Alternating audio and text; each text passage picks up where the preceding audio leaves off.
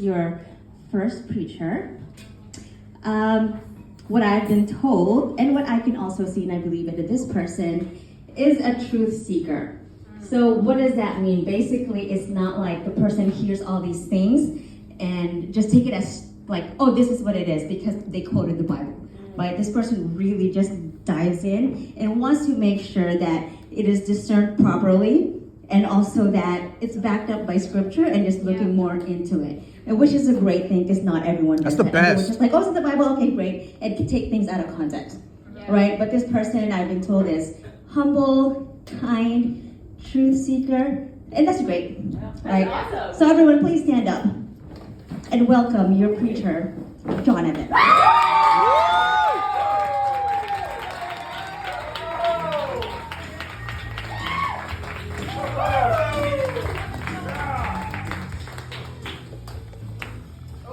So don't start my time just yet, because I want to honor some people.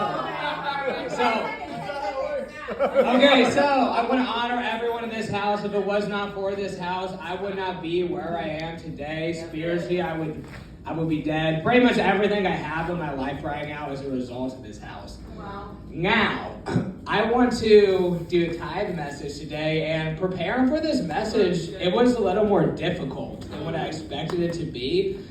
And the reason being is because on the surface, a tithe is something that's very straightforward. We give our 10% to God, and in return, we receive His blessing and protection over our life.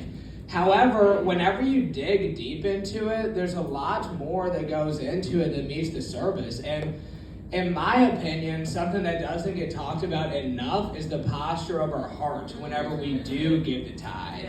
So, and one thing, like, not saying anyone in this room, I think everyone in this room is pretty, like, outstanding in regards to this, but I think a lot of believers have an unhealthy mindset whenever it comes to tithing, and they normally fall into, like, 3 different categories. So, either A, number one, they don't see a reason for it.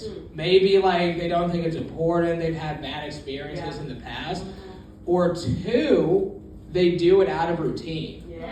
Or 3, they're on the far extreme where they view their tithe as a tool for them to get what they want from God.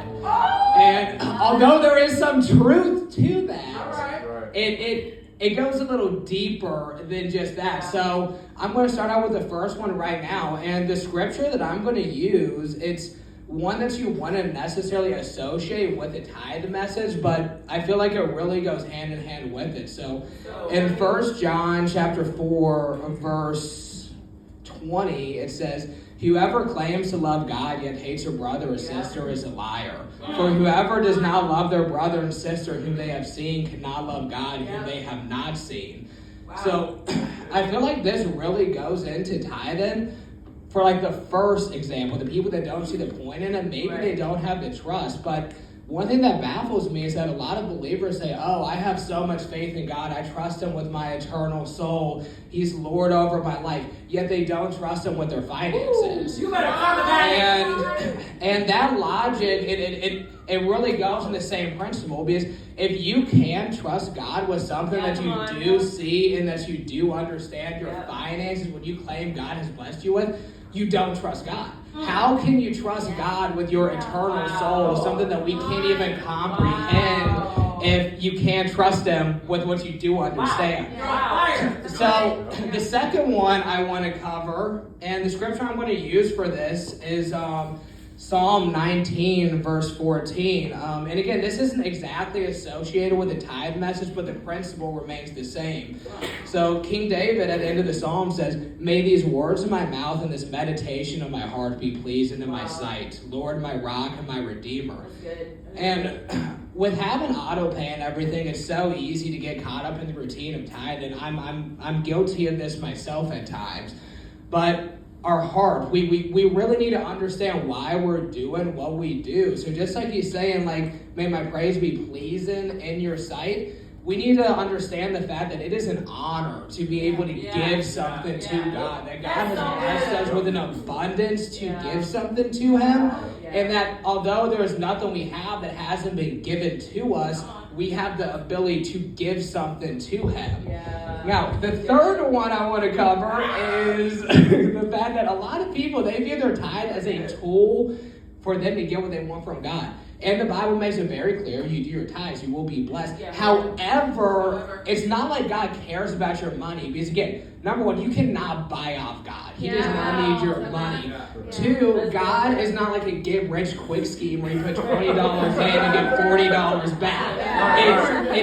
God is more, he cares more about your heart. So whenever it comes to sowing into something, it really goes into, God, I need you right now. There's nothing I can give you that you haven't given me, but here, because I trust you more than I trust myself, take this, and I'm relying on you to provide for me. It's view it, and people might not say it that way, but their heart is really like, I'm doing this, and then it's not like God owes you anything. So I have 5 seconds left, and I don't want to get cut off, so that's my time message. You know how to get it.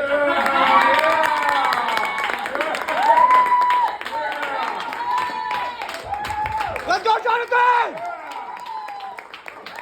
Good job. That was good. And he was watching the time. And made sure like get it all in. My 3 points, my 1.4. That was good. Good job.